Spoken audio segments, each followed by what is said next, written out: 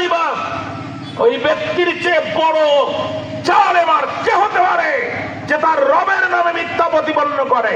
পরিষ্কার বক্তব্য শুনে রাখেন, আল্লাহকে বাদ দিয়ে যারা মাছকে সিজদা করে এরা যেমন মুশরিক, আল্লাহকে বাদ দিয়ে রেখে যারা গাছের গায়ে সিজদা করে এরা যেমন মুশরিক, আল্লাহকে বাদ দিয়ে যারা গরুর পায়ে সিজদা করে এরা যেমন মুশরিক, আল্লাহর আইন বাদ দিয়ে যারা মানুষের আইনের পিছনে দৌড়ায় এরা ঠিক একই জাতের মুশরিক। ঠিক।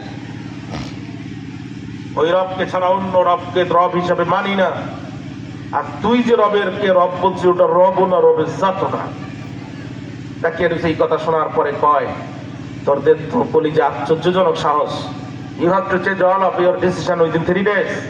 3 দিনের ভিতরে তোদের সিদ্ধান্ত পরিবর্তন করতে হবে। হ্যাঁ, এদের পিতামাতা কোথায়? সন্তানদেরকে বুঝে নাও, 3 দিনের ভিতরে আমার কাছে জমা দিয়ে যাবার। যদি তারা 3 দিনের মধ্যে সময় দিলাম, এই 3 দিনের মধ্যে যদি তাদের সিদ্ধান্ত তারা পরিবর্তন না করে তাহলে প্রকাশ্য দিবালোকে উন্মুক্ত মঞ্চে তাদের ফাঁসি কার্যকর করা হবে, অথবা শুলে চড়ায় তাদেরকে দুনিয়া থেকে বিদায় দেওয়া হবে। প্রথম দিন কেটে গেল, দ্বিতীয় দিন কেটে গেল, প্রথম দিন কেটে গেল, দ্বিতীয় দিন কেটে গেল। আগামীকাল সারেন্ডার করতে হবে। আজকে যুবকেরা তাদের নেতার ইমামের নেতৃত্বে এক জায়গায় হয়ে গেল। ইমাম মানে নেতা, যখন ইমাম মানে কি? নেতা। ইমাম যদি ভালো না হয় নামাজ কিন্তু ঠিক মতো কথা কর না কেন? আমি মাঝে মাঝে বক্তৃতা বলে থাকি, সৌদি আরব থেকে এক লোক আসছে, চিন্তা করলো রসুলের দেশ থেকে বাড়ি যাব, একটা জুব্বা নিয়ে যাব না, একটা টুপি নিয়ে যাব না, তা কি আর হয়?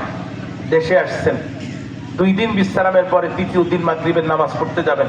পড়ছে বিশাল জুব্বা, মাথায় দিতে টুপি, তার উপরে রোমান, এর উপরে দিছে তাজ, বেচারার মুখস্থ সূরা নাস, পড়তে গেছে মাগরিবের নামাজ। আল্লাহর কি শান! ইমামও গেছে ছুটিতে, মুয়াজ্জিনও গেছে বেড়াই।